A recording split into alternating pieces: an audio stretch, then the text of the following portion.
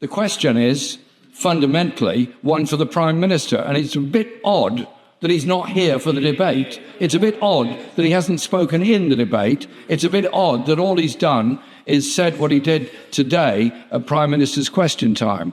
I cannot believe that when he was about to appoint Peter Mandelson as the ambassador to Washington, he wasn't made fully aware of all of Peter Mandelson's record.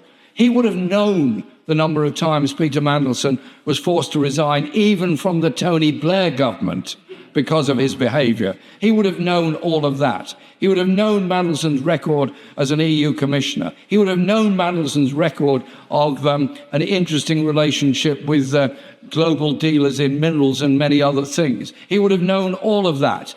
And yet he still went ahead, apparently despite Foreign Office and other advice, to appoint Mandelson as the ambassador to Washington. What a shame, what a disgrace, and what an appalling appointment to make.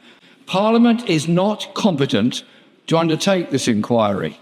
The Cabinet Secretary is not competent. The civil service machine is not competent, because they've all been ensnared into this gilded, friendly web of Mandelson, the business contacts, the political contacts, the social contacts, and under which favours were done, contracts apparently awarded. This ghastly company, Palantir, trying to get hold of our National Health Service, apparently at the behest of Mandelson and others. None of us here are competent to have that inquiry.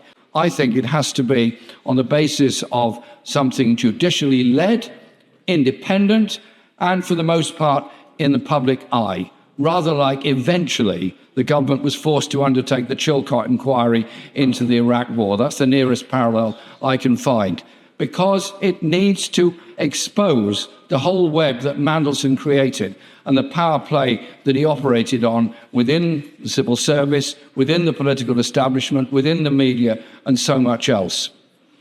And so when we look at our politics, we need to look at the role that big money plays, the role that patronage plays, the role that turning a blind eye to crime plays, because that is what we end up with, the national embarrassment of Mandelson being the ambassador to Washington, apparently on the basis that it was a risk worth taking in order to please Donald Trump, which I don't know if that succeeded in pleasing Donald Trump, but I did notice that at one of Donald Trump's endless press conferences, he couldn't remember who Mandelson was.